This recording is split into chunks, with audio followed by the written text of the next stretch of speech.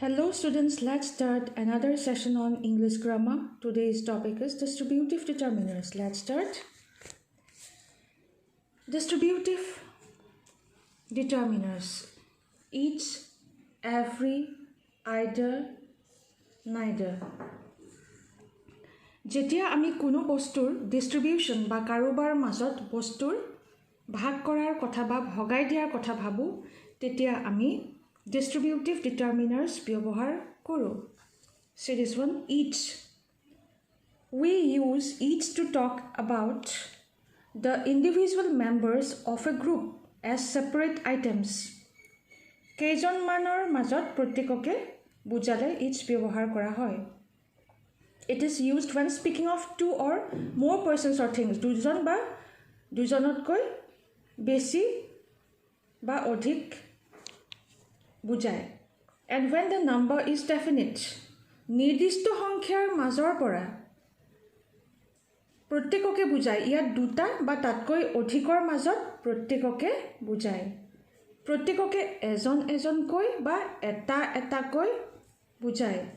Each individually, one by one. For two things or more, each is usually for a small number of persons or things. See this example. Each of the girls will be given a prize. প্ৰত্যেকজনী ছোৱালীকে এটা পুৰস্কাৰ দিয়া হ'ব. ইয়াত দুজনী ছোৱালীও থাকিব পাৰে বা দুজনীতকৈ বেছি ছোৱালীও থাকিব পাৰে. Each girl has a pen. প্ৰত্যেকজনী ছোৱালীৰে এটা কলম আছে. ইয়াত দুজনী ছোৱালী বা দুজনীতকৈ বেছি থাকিব পাৰে. Okay? Next you see. Each is singular and it takes singular verbs. See this example. There may be two girls in a class. Each girl has a pen. এটা শ্ৰেণীত দুজনী ছোৱালী থাকিব পাৰে. Okay?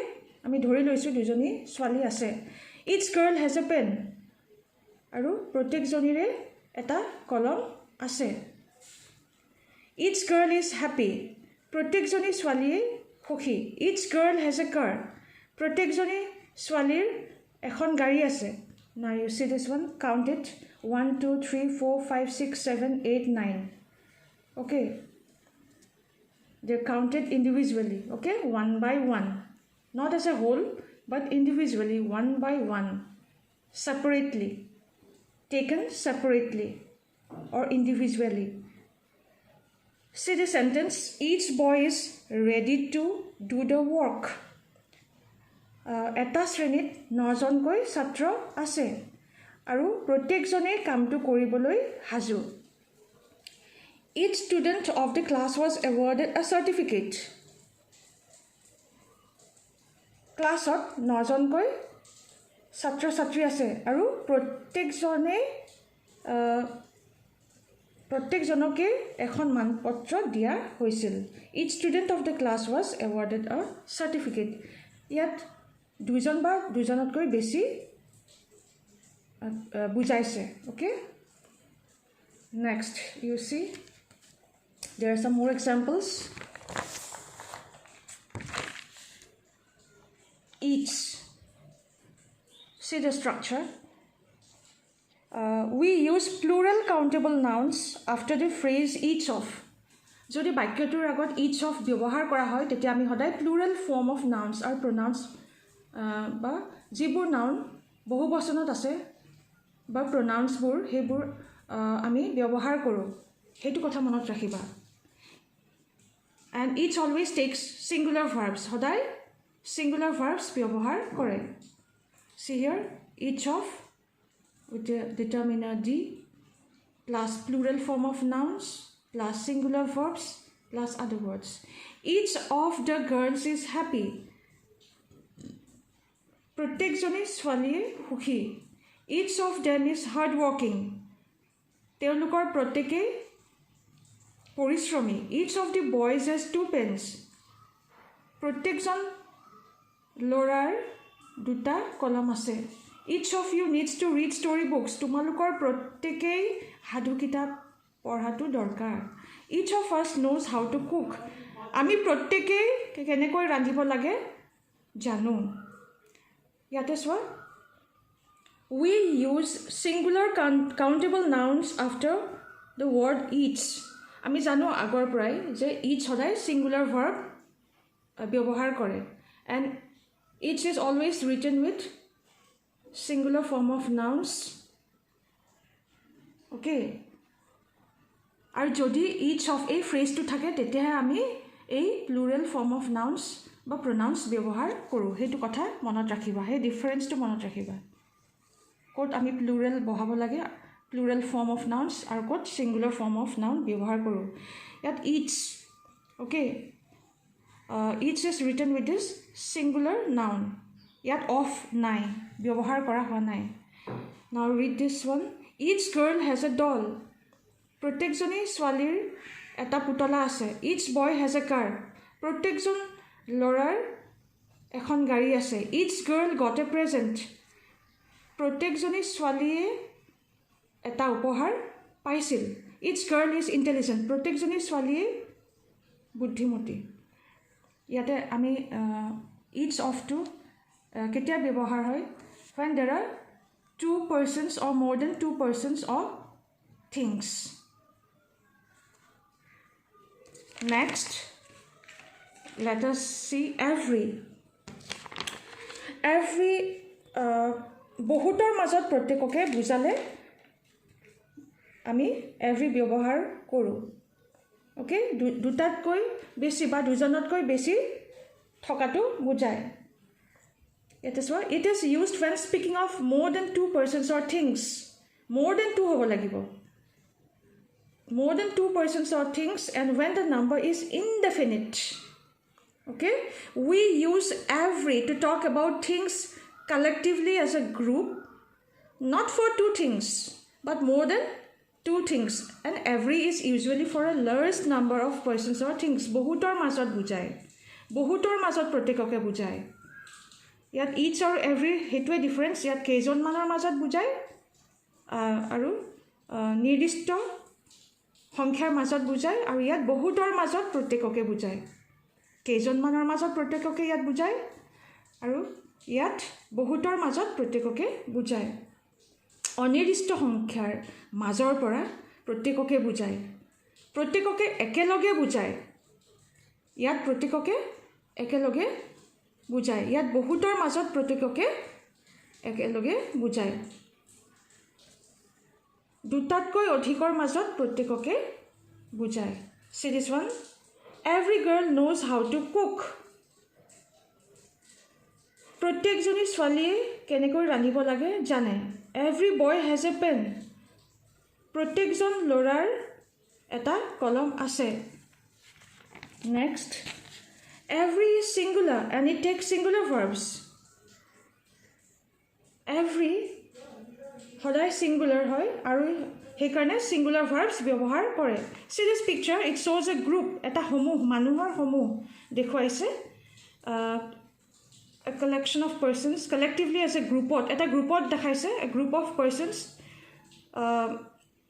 protyekoke ekeloge dekhaise okay now you see this one every girl is happy protyekjoni swali hokhi everybody is ready to win the match protyekjoni khelkhon jikiboloi hazu every boy has a pen protyekjon lorar kolom ase এটা কলম আছে every boy is ready to cross the road প্ৰত্যেকজন ল'ৰাই ৰাস্তাটো পাৰ কৰিবলৈ হাজু every man will die one day প্ৰত্যেকজন মানুহে এদিন মৰিব লাগিব every child should respect his parents প্ৰত্যেকজন শিশুৱে নিজৰ মাক দেউতাকক সন্মান কৰিব লাগে ইয়াত বহুতৰ মাজত প্ৰত্যেককে বুজাইছে হেতু কথা মনত ৰাখিবা আৰু প্ৰত্যেককে একেলগে বুজাইছে not separately ইয়াত যেনেকৈ separate individually বুজাইছিলে ইয়াত সবকে একেলগে বুজাইছে হেতু কথা আমি মনত ৰাখিব লাগিব আৰু ইয়াত এটা এক্সাম্পল কেইটামান এক্সাম্পল আছে এটো চাই লোৱা when we use every plus singular noun as a subject it uses a singular verb ইয়াতো singular verb ব্যবহাৰ কৰা হয়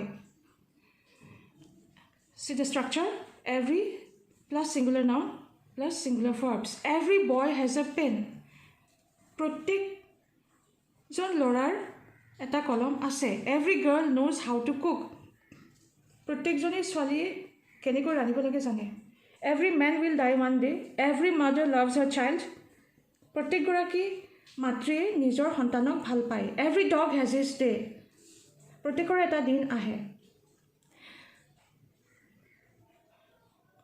every child should respect his parents প্ৰত্যেকজন শিশুৱে নিজৰ পিতৃ মাতৃক সন্মান কৰিব লাগে every child needs love and care প্ৰত্যেকজন শিশুকে মৰম আৰু যত্ন দৰকাৰ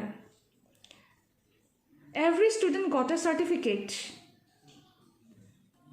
প্ৰত্যেকজন ছাত্ৰীয়ে এখন প্ৰমাণপত্ৰ পাইছিল every day is a new day প্ৰত্যেক দিনাই এটা নতুন দিন